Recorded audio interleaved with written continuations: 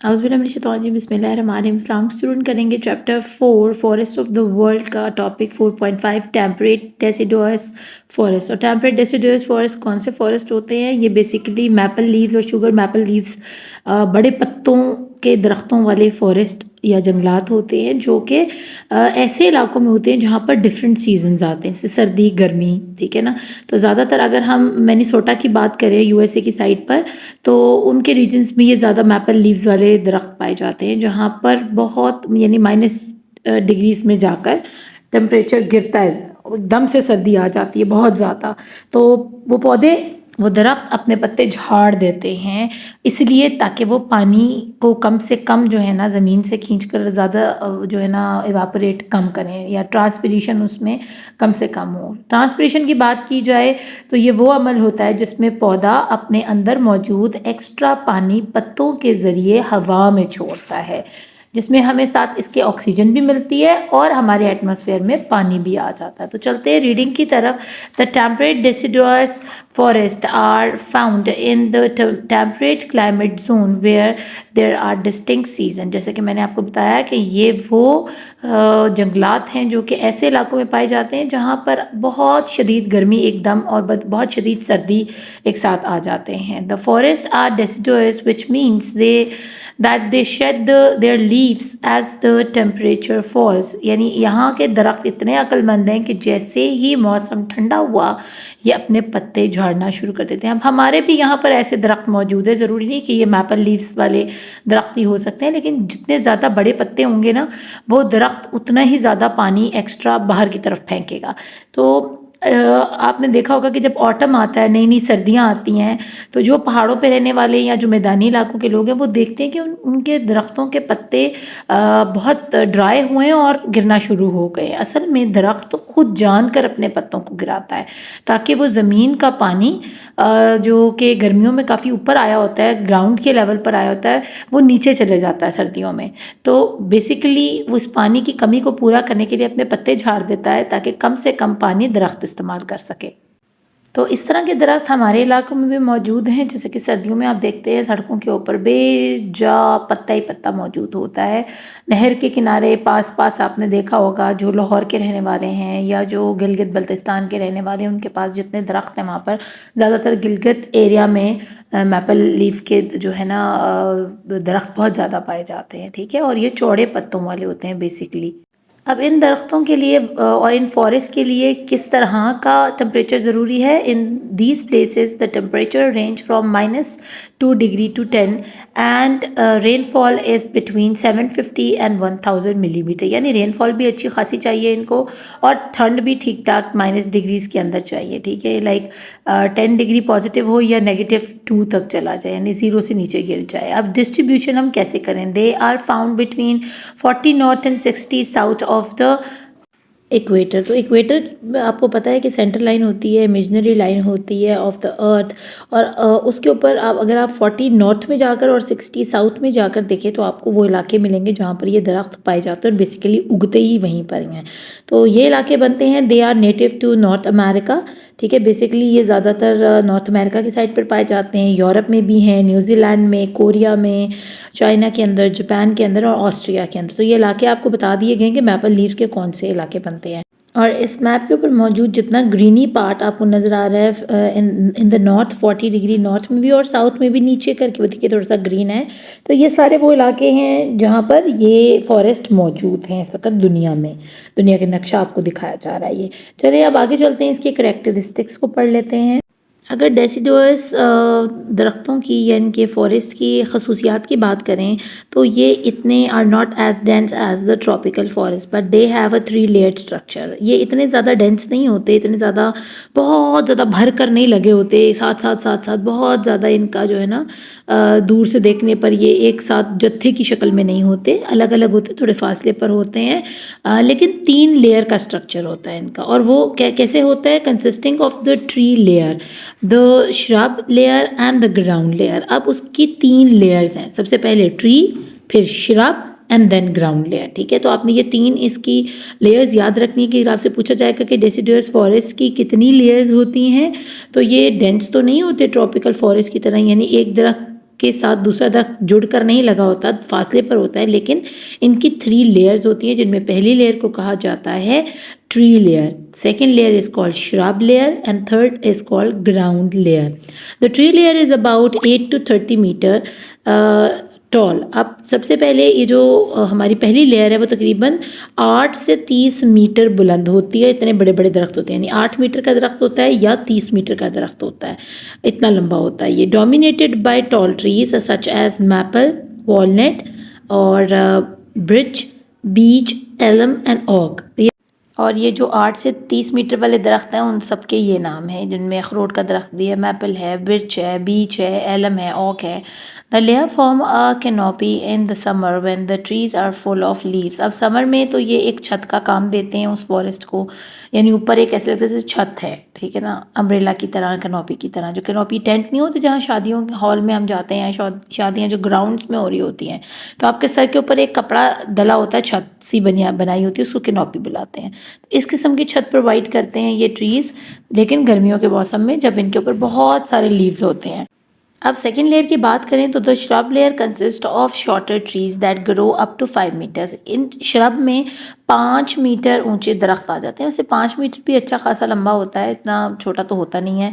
The ground layer is made up of dense under growth of ferns, Moses and herbs. और जो ground layer है ना, वो आप समझ लें कि वहाँ पर छोटे छोटे हर्ब्स उगे हुए, मोजेस उगे हुए। मोजेस और हर्ब्स का आपको मैंने बहुत अच्छी पहले भी पिक्चर्स दिखाई हैं, जो अंटार्कटिका और आर्टिक के एरिया में जिस किस्म की छोटी छोटी जड़ी बूटियाँ उगती हैं ना, तो वो ग्राउंड लेयर में आते। तो आपने क्या सीखा कि फर्स्ट लेयर में आ गए 8 से 30 मीटर ऊंचे दरख्त, श्रब लेयर के अंदर आ गए 5 मीटर ऊंचे दरख्त, और ग्राउंड लेयर के अंदर मोजेस और आपकी जो जड़ी बूटियाँ हर्ब्स वगैरह वो उगी हुई हैं।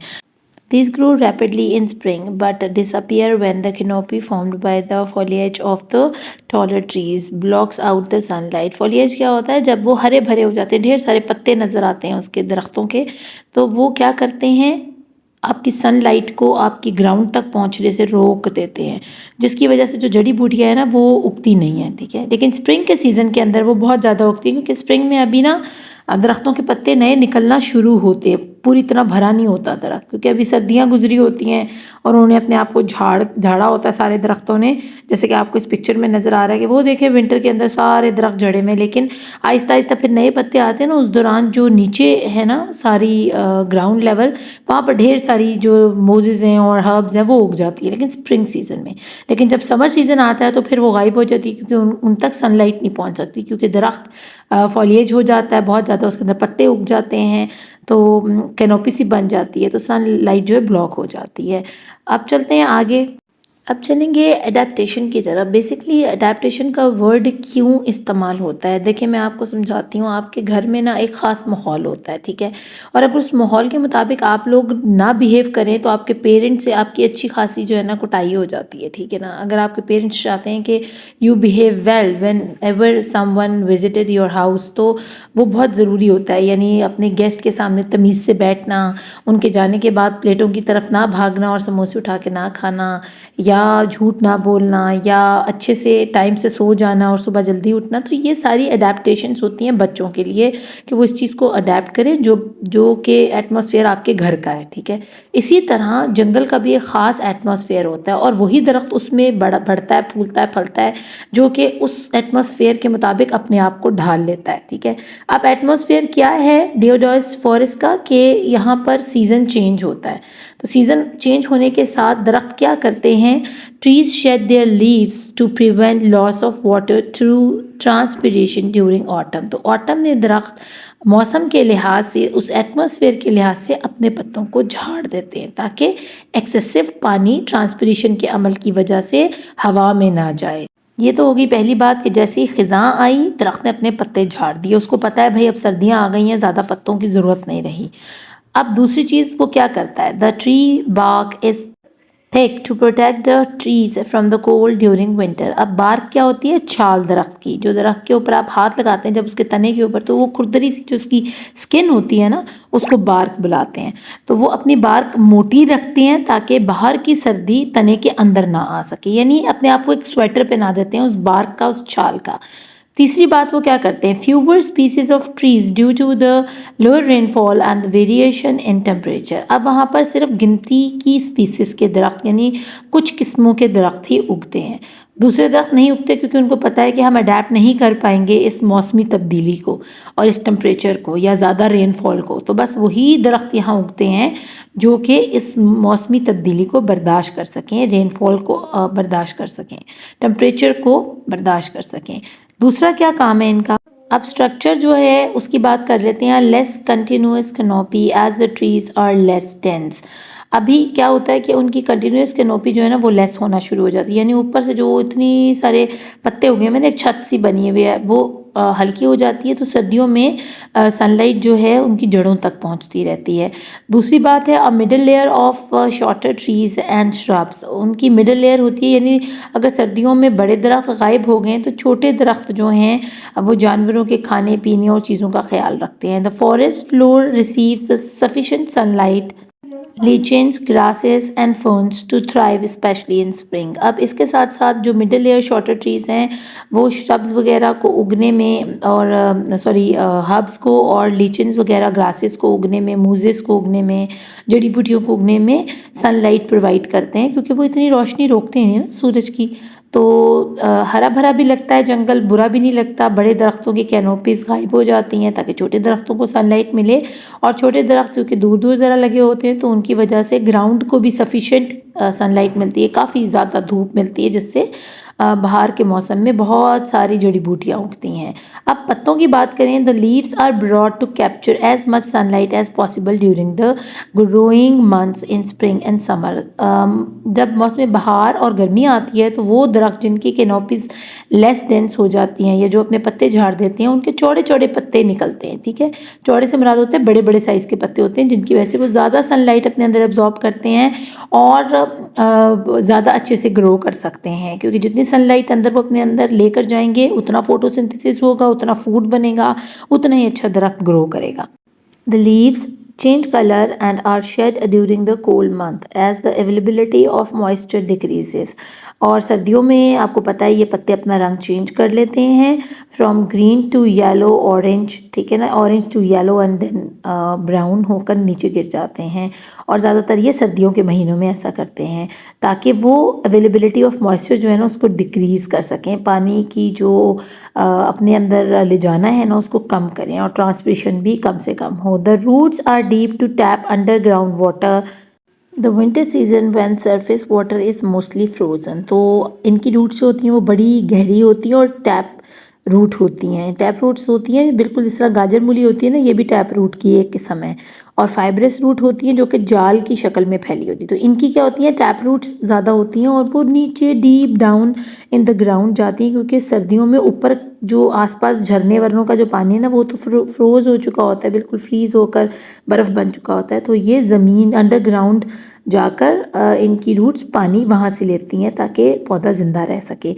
The fallen leaves decompose to become nutrient for the trees and plants. और जो पत्ते ये लोग झाड़ते हैं वही इनके लिए खाद का काम करते हैं, वो गल सड़ जाते हैं और फिर उनसे भी इनको न्यूट्रिशन मिलती है, इन प्लांट्स को भी, जो जड़ी बूटियाँ, और इन दरख्तों को भी। अब बात कर लेते हैं कि टेम्परेट रीजन्स कौन कौन से हैं हमारी दुनिया के ऊपर, ऐसे कौन से इलाके हैं जो सूटेबल हैं फॉर दीज डियोडस फॉरेस्ट्स। अगर मैं बात करूं तो ये वाला टॉपिक जो है ना, प्लांट इन टेम्परेट रीजन्स, ये मुझे समझ नहीं आती कि जिसने भी ये बुक इलस्ट्रेट की है उसको एटलीस्ट ये सोचना चाहिए था कि एक ही बात को बार बार कहने से कोई ख़ास फ़ायदा नहीं होता, ठीक है ना। तो ये सारी चीज़ें जो कि उसने इस वाले पैराग्राफ में डाली हैं, we have already learn this in the previous paragraphs. तो जैसे ही हमने ये टॉपिक शुरू किया था डिसिडुअस फॉरेस्ट का, मैंने ये सारी बातें आपको पहले बता दी थी। तो ये रिपीटेटिव वे के अंदर इन्होंने बार बार इसमें लिखी हुई हैं। मुझे नहीं पता किसने इस किताब को जो है ना अप्रूव करके तो आगे छापने के लिए भेज दिया, बच्चों को परेशान करने के लिए, ठीक है ना। तो फिर भी मैं आपको बता देती हूँ कि इन्होंने इसमें क्या लिखा हुआ। अगेन उन्होंने कहा है कि ये फॉरेस्ट कहाँ पाए जाते हैं, 40 नॉर्थ और 60 साउथ में पाए जाते हैं। इक्वेटर पे ये इसकी लोकेशन बनती है, जिसमें आपका अमेरिका आ जाता है और बाकी जितनी कंट्रीज़ मैंने आपको बताया था, कोरिया है, जापान है, चाइना है, ऑस्ट्रिया वगैरह, ठीक है। इसके अलावा यहाँ रेनफॉल कितनी होती है, तकरीबन 750 to 1000 mm रेनफॉल होनी चाहिए। इसके अलावा ये दरख्त 30 फुट तक, 8 से 30 फुट तक बड़े होते हैं, जिनमें मैपल, वॉलनट, बिर्च और बीच, एलम और बाग, ओक ट्री मौजूद है, ठीक है। इसके अलावा इनकी 3 लेयर्स होती हैं जिनको हम बुलाते हैं। सबसे पहले तो हमारी जो फर्स्ट लेयर है, टॉल ट्रीज़ आ जाते हैं। दूसरी में हमारे पास उसको ट्री लेयर बुलाया जाता है, और दूसरी लेयर हमारी श्रब है, और तीसरी ग्राउंड लेयर है। और ग्राउंड लेयर के ऊपर ज़्यादातर जड़ी बूटियाँ होती हैं, और श्रब लेयर के अंदर 5 मीटर जितने दरख्त पाए जाते हैं। और सर्दियों के मौसम में ये दरख्त जो है अपने पत्तों को झाड़ देते हैं, और स्प्रिंग और समर के अंदर इनके दरख्तों के ऊपर बहुत ज़्यादा पत्ते आते हैं, फॉइलेज होती है और कैनोपी बन जाती है। और बस यही बातें थी इन्होंने। और इन्होंने ये कहा था कि ये ब्लॉक कर देते हैं सनलाइट को जब समर सीज़न आ जाता है, ठीक है। तो उसकी वजह से ग्राउंड पर जितने भी मोजेस और वो हब्स वगैरह लगी हैं, उन तक सनलाइट नहीं पहुंचती। तो ये सारी बातें मैंने आपको पीछे सब डिटेल से बता दी हैं। अब मैप पर तो जो आपने जितने भी एरियाज़ देखे थे वो तो बेसिकली डेसिडुअस के जंगलात के लिए हैं, लेकिन इस किस्म के पौधे जो हैं वो कुछ दूसरे रीजन्स में भी उग जाते हैं, जो कि टेम्परेट रीजन के पौधे होते हैं। तो सबसे पहले हम बात करते हैं हमारे पाकिस्तान के अंदर इस तरह के कौन से दरख्त पाए जाते हैं जो कि टेम्परेट रीजन के हैं। The cedrus deodara tree is the national tree, हमारा नेशनल ट्री है पाकिस्तान का। और it is species of cedar that is native to the Himalayas. और हिमालय में सिदार के नाम से एक दरख्त है जो कि बेसिकली नेटिव है हिमालय का, जो कि अब यहाँ हमारे पाकिस्तान के अंदर भी मौजूद है। It grows to a height of 40 to 50 metre.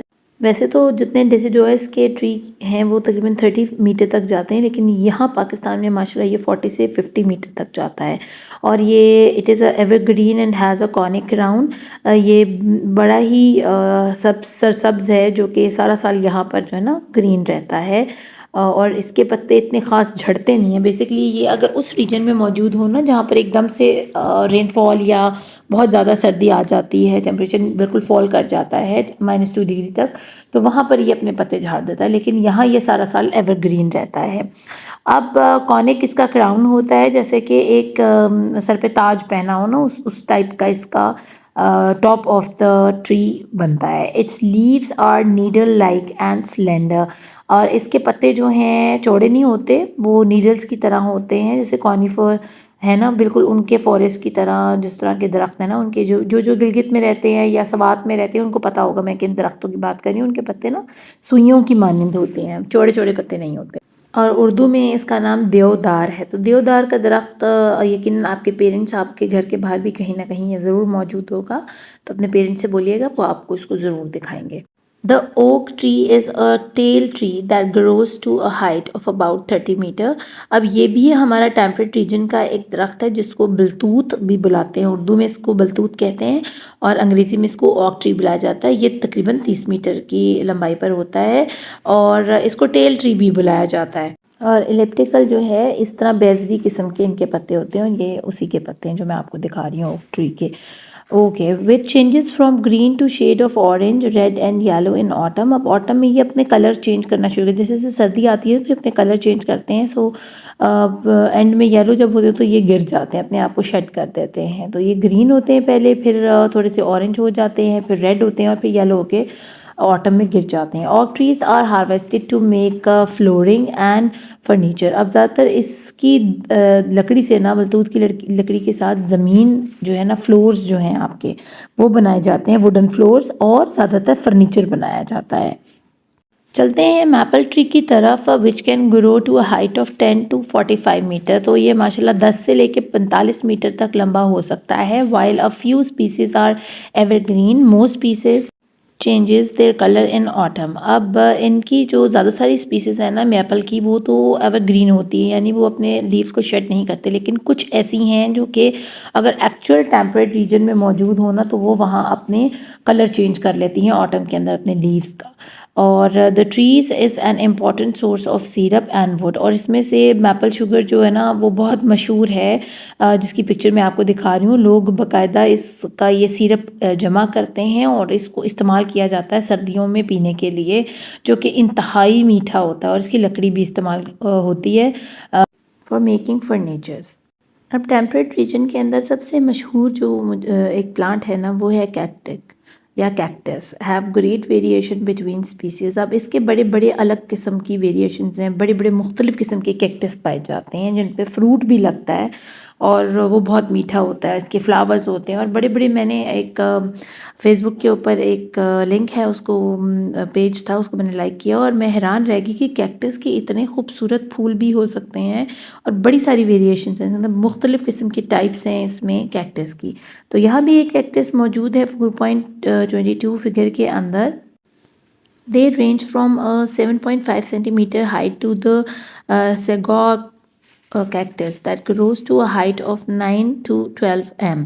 तो इनकी जो हाइट है वो अराउंड लाइक 7.5 cm से लेकर तो 12-12 मीटर तक ये बड़े होते हैं, बहुत बड़े बड़े होते हैं। और देखें 7.5 सेंटीमीटर इज़ टू स्मॉल ना, लाइक हमारे हाथ जितना। और जो 12 मीटर है इट्स वेरी टॉल। तो ये ज़्यादातर अमेरिका की साइड के ऊपर ना, मैक्सिको वगैरह और उधर ज़्यादा मिलते हैं। जो कैक्सटी है या कैक्टी है have a dense network of spines that shades the stem, keeping the plant cooler than their surrounding। अब ये वो पौधे हैं या उन स्पीसीज़ के अंदर आते हैं जिनके अंदर ढेर सारे कांटे लगे होते हैं, बजाय इसके कि पत्ते हों। आपको पता है पत्तों का क्या काम होता है? They use for photosynthesis and transpiration. तो transpiration, while during the transpiration पौधा अपना एक्सेसिव पानी जो है ना वो अपनी सराउंडिंग्स में छोड़ता जाता है। तो अब क्योंकि कैक्टस मौजूद होता है इन अ डेजर्ट और डेजर्ट के अंदर पहले ही पानी कम होता है, तो अल्लाह ने इसको पत्ते इतने ज़्यादा दिए ही नहीं हुए, ठीक है। इसकी स्टेम के ऊपर इतने ज़्यादा अल्लाह ने वो रख दिए हैं कांटे कि जो कि गर्मियों में इसके जिस्म से पानी जो है ना उसको कम निकालते हैं, ठीक है ना, यानी पानी इतना लॉस नहीं होता और इस पौधे को ठंडा रखते हैं। तो ये अल्लाह की कुदरत है, माशाल्लाह। अल्लाह ने इतनी खूबसूरत चीज़ें दुनिया में पैदा की हैं। उम्मीद करती हूँ आपको यहाँ तक सारे टॉपिक की अच्छे से समझ आई होगी। इंशाल्लाह नेक्स्ट टॉपिक कॉनिफेरस फॉरेस्ट हम स्टार्ट करेंगे इन अवर नेक्स्ट वीडियो। अपना खूब ख्याल रखिएगा। Thank you for watching. Allah ने के बाद।